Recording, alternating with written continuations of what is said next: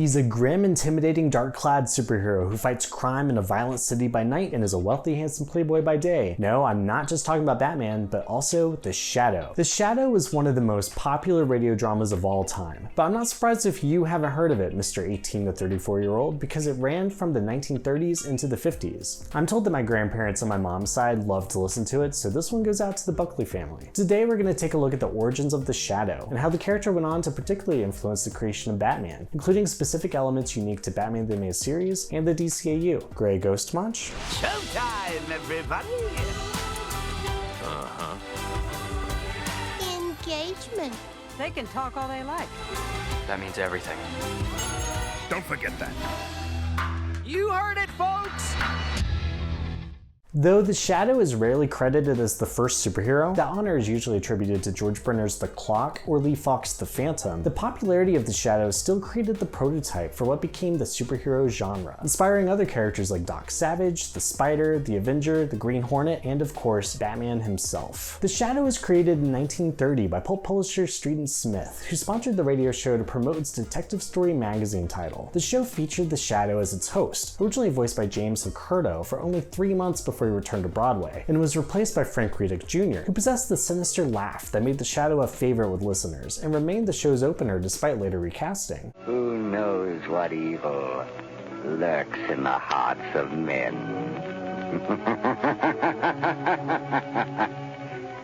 The Shadow knows. Easily the most famous catchphrase ever written for the mystery genre. Orson Welles, famous for his radio adaptation of The War of the Worlds and his film auteur work on Citizen Kane, was only 22 years old when he first played the Shadow on the show in 1937, and continued until 1939 when Frank Riddick Jr. briefly returned. Brett Morrison eventually became the most prolific actor on the show, playing the Shadow for 10 years. Taking advantage of his popularity, Street & Smith launched a contest to develop the character, which required participants to write a description of the Shadow based on a series of 10 clues. The Shadow transformed from a formless radio voice with a cool code name into a mysterious cloaked figure with quick wit, athletic abilities, and skilled marksmanship. Now defined, Street & Smith hired Walter Gibson to write The Living Shadow, the first story for 1931's The Shadow magazine. The book was so successful that not only was production fast-tracked from a monthly to a bi-weekly release schedule, but Gibson's quality output secured his place on the Shadow title for the next 15 years, until 1946. While Gibson is often credited with developing the first double-identity superhero, in reality the Shadow possessed numerous disguises. His first was Kent Allard, a spy during World War I, who later crashed in South American jungles where he found a lost city of gold. With his newfound wealth, he spent some time in the kingdom of Shambhala, where he studied with ancient masters to learn mystical abilities. He eventually returned to New York as Lamont Cranston, his most notable alias first used on the radio show. His international travels allowed him to form a crime-fighting network of agents, though only the Shadow knew who or where. Following the Shadow's conception, the property saw wide success in comics, pulp magazines, radio, and film serial versions that developed the character and his world. The radio show was overhauled with the Shadow as the star of his adventures, rather than simply acting as a narrator. Margot Lane was introduced as a supporting character, the Shadow's companion and love interest, whose name also inspired Superman's Lois. The ability to cloud men's minds so that they could not see him was also introduced on the radio, and ultimately became part of the Shadow's adventures in his newspaper strip, which ran from 1938 to 1942, drawn by artist Vernon Green, and used elements from both the pulp book and radio show.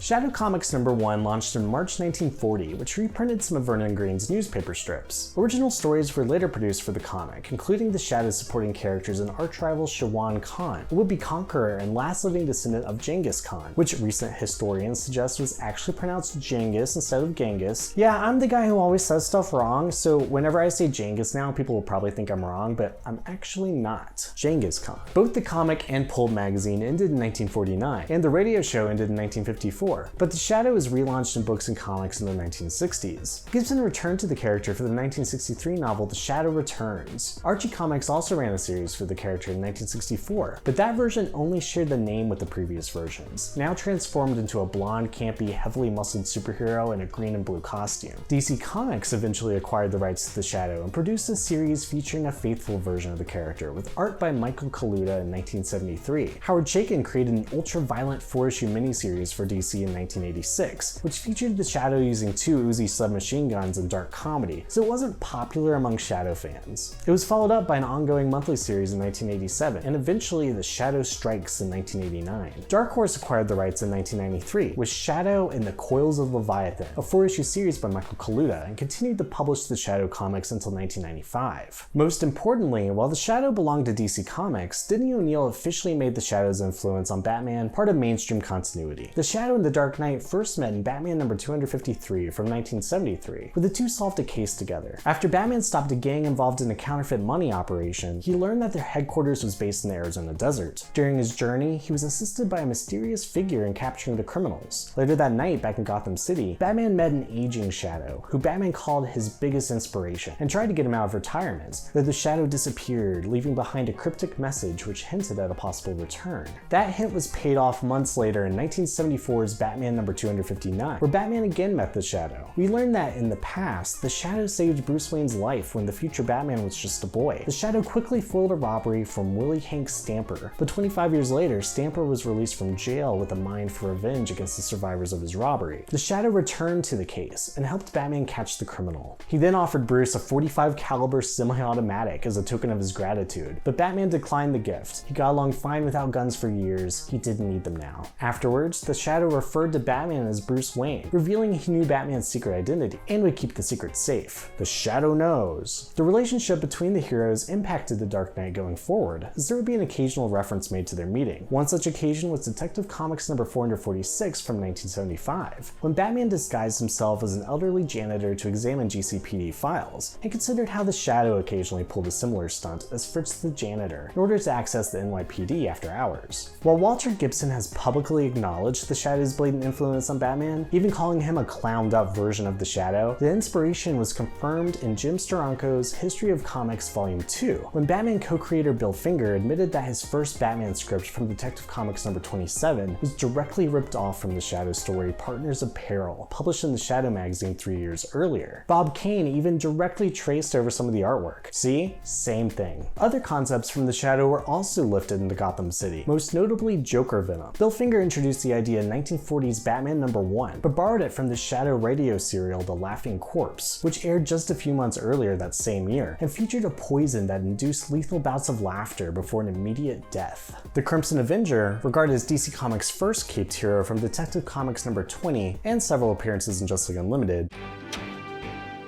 Excuse me, sir. I'm looking for a pig. Gladys, it's for you! Was also visually similar to the Shadow, since he wore a cloak and dual-wielded pistols, though the original Lee Travis version also shared more similarities with the Green Hornet, himself an analogy of the Shadow, as both the Green Hornet and Crimson Avenger both had Asian valets and used gas guns. Asian valets is weird. But the Shadow's influence didn't end with Batman or the Crimson Avenger, because from out of the shadows comes the Grey Ghost. Bruce Timm is on record about his love for the pulp style and drew many covers for pulp books himself. He directly referenced the Shadow in his Modern Masters interview. Even before production started, while we were still doing development on it, I had my walls plastered with color Xerox blow-ups of pulp covers. That was a major inspiration for me. I was always into the whole pulp genre. Doc Savage and the Avenger and the Shadow. I was really into that when I was a kid. That was something that I really wanted to do with the show. There was something about setting in that old-timey, moody world which seemed to be just a no-brainer. We really wanted to bring this film noir, pulp, Citizen Kane, Fleischer Superman feel to it. Dan Reba explained in our recent interview that many of those pulp cover blow-ups were from Gangbusters artist Henry E. Bailey, one pose of which was copied by Bob Kane for Bruce Wayne's origin, and again in JLU's epilogue when Terry McGinnis contemplates a phone call. Bruce Timm is also known to draw a mean version of the Shadow from time to time. Paul Dini's intro into development chapter Batman Animated even goes out of its way to reference how, for a brief time, Batman even used a blazing automatic in his war on crime. The gun was soon dropped in favor of more ingenious and less lethal crime-fighting weaponry. However, it was in the character of the Grey Ghost that Dini, Timm, and company truly embraced the inspiration of their pulp influences, and followed in their footsteps with a personal homage. First, not even the Shadow's bullets can stop his most formidable foe, the Grey Ghost, a seemingly supernatural adversary. Yep, you heard that correctly, the Grey Ghost moniker was also directly taken from the Shadow, specifically the May 1936 issue of the magazine, an arch-enemy of the Shadows, not at all the fictional TV hero from Bruce Wayne's childhood. The Grey Ghost that you most likely recall was the Shadow-esque pulp hero with a little Green Hornet in there too. In the Batman the Animated Series episode Beware the Grey Ghost, played by Simon Trent in the Grey Ghost television show within the DC animated universe, who ultimately inspired Batman to become a costume vigilante. The poster of the Grey Ghost featured Simon Trent's memorabilia was also a tribute to one of the Shadow's covers by Jim Steranko for Shadowed Millions in the Shadow magazine number 12. The Grey Ghost was created by writer Tom Ruegger and voiced by Adam West, best known as Bruce Wayne Batman in the classic 1966 TV series. Paul Dini and Bruce Timm stated that they would not have produced the Grey Ghost episode if West had turned down the role, since they feared he might be offended by an animated parody of the typecasting he suffered later in his career. But West was happy to do it, and the Grey Ghost has since taken on a life of his own. The character has since made cameos throughout the DCAU, including Batman Beyond and Justice League Unlimited. His references continued in animated films like Teen Titans Go to the Movies and Lego DC Batman Family Matters, as well as video games like Lego Batman 3 Beyond Gotham and Batman Arkham Knight. Mattel released a Grey Ghost action figure in their JLU toy line in 2010, HeroClix dropped a Grey Ghost figurine in 2018, and DC Direct also included him in the B-TAS toy line in 2019. The Grey Ghost was referenced a handful of times in DCAU tie-in comic books, including Batman Gotham Adventures number 3 in 1998 and Justice League Unlimited number 28 in 2007. But I want to specifically talk about Batman Adventures number 14, written by Dan Slott with art by Rick Burchett, which actually featured the first return of Simon Trent himself. In an opening serial, we meet the Grey Ghost lover Phantoma and psychic Elasto, both of whom were taken down by the Scarlet Shroud. Quick aside, Phantoma is a Romanian word that literally translates to the ghost, and could be a reference to either Fantomas, a French criminal genius from several 1911 novellas, or more likely Phantoma from Fiction House's Jungle Comics number 2, who is regarded as the first female comic superhero.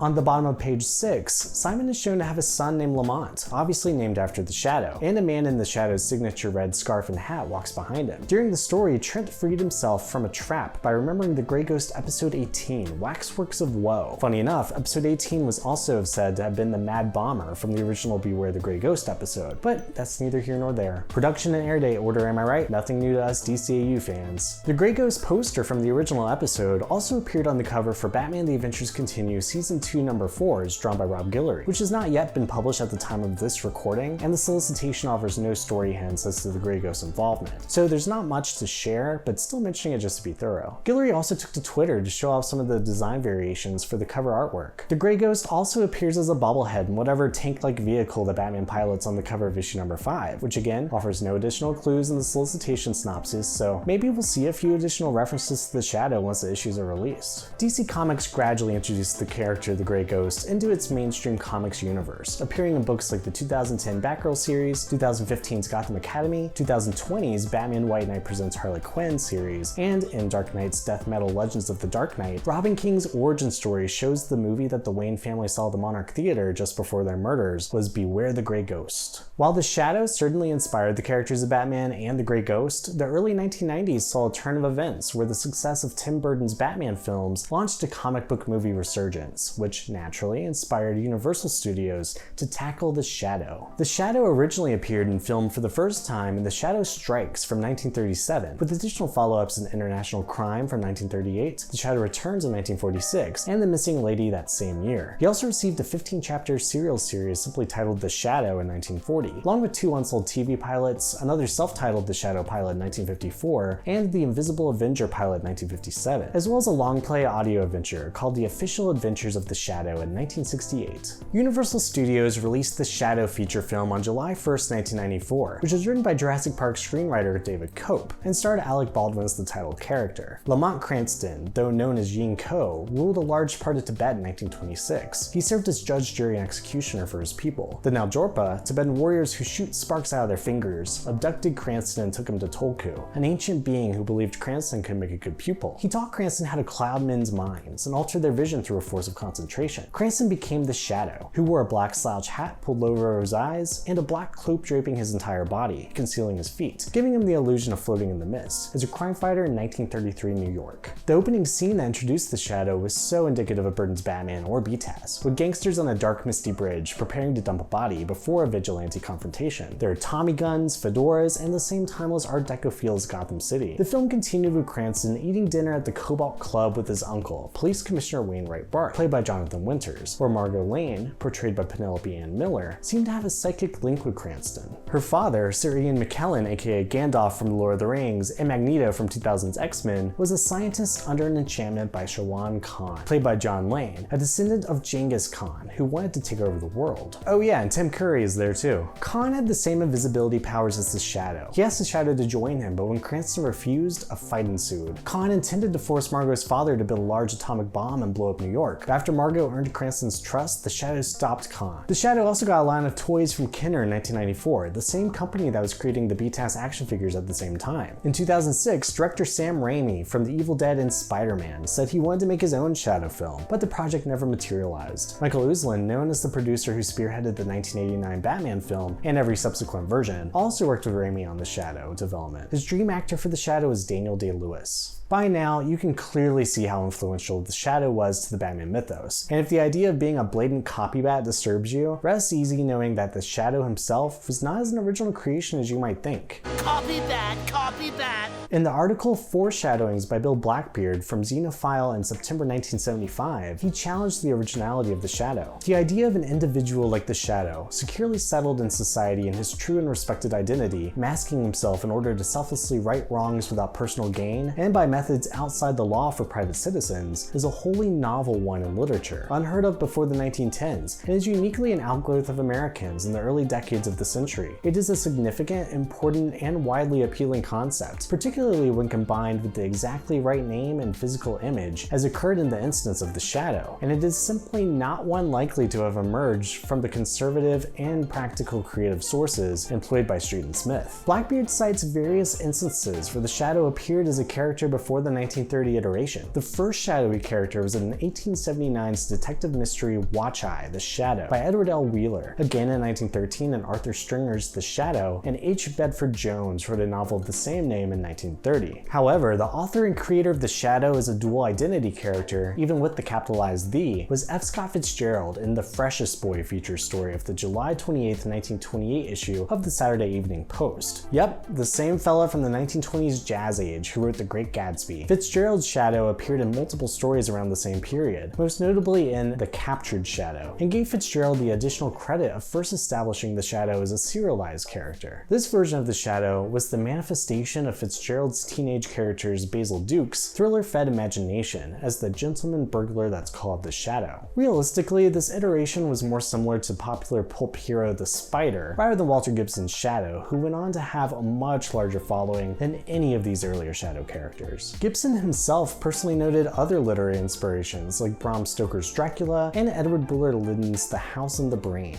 Another possible influence for the Shadow was French film serial character Judix, first published in the United States as the Mysterious Shadow. Judix's costume is also similar to the Shadow's. French comics historian Xavier Fournier also noted similarities with another silent serial, The Shielding Shadow, whose hero had powers of invisibility. The Shadow could be considered a mix of all of these characters. I've already mentioned plenty of pulp superheroes that directly took their DNA from the Shadow, but the character also served as the main influence for V, the lead character in Alan Moore's Vertigo miniseries V for Vendetta, which was adapted as a Warner Brothers feature film in 2006. The Shadow also provided the inspiration for the 90s Disney cartoon series Darkwing Duck, as well as the in-universe fictional comic book series The Silver Shroud from Bethesda's Fallout video games, which also borrowed directly from The Grey Ghost. Bruce Timm himself continues to take inspiration from the Shadow and pulp aesthetic in general, with the art direction for the upcoming Batman Caped Crusader series on HBO Max. Dynamite Comics acquired the Shadow in 2012, launched an ongoing series, and featured the character in various annuals, specials, and crossovers, including the 2017 miniseries Batman the Shadow: The Murder Geniuses by Scott Snyder and Steve Orlando, with art by Riley Rosmo. A follow-up series was released in 2018 titled The Shadow Batman, also by Steve Orlando, but with art by Giovanni Timpano. Both series present interesting premises that totally ignore what Denny O'Neil set up at DC, but all still pretty cool, and evident that the Shadow is still prevalent in pop culture today. I can safely say that without a shadow of a doubt. If you enjoyed this video and want to support the channel, pass it along to a friend or a foe. Just maybe they won't be your enemy anymore. Let me know if you'd like to see more videos in this realm, sort of looking into more obscure comic book stuff, somehow loosely tied to the DCAU. Be sure to check us out at patreon.com/DCAU Watchtower. Our patrons are a huge reason why we can continue making these videos. We have lots of perks over there, like the ability to vote for video topics, early access to videos as soon as they're finished, downloadable scripts for our videos and Legacies FanFit webcomic, an exclusive behind the scenes Instagram page, live monthly video hangouts with me, James, and Maddie, custom artwork, and a lot more. Sounded like a lot, but there's even more. We stream live here on YouTube every Tuesday, Wednesday, Thursday, and the occasional Saturdays with comic book readings, canonicity breakdowns, video game playthroughs, or whatever else comes to mind. Sometimes James will just draw Batman heads for a few hours. Keep an eye on our social media channels at DCAU Watchtower for when that stuff happens. Make sure to hit that subscribe button so you don't miss any upcoming videos from the Watchtower Database. And check out my personal website at tedkendrick.com and sign up for my newsletter. I send one out once a month over email. It's the best place to stay up to date with whatever I'm working on. Thanks. Bye.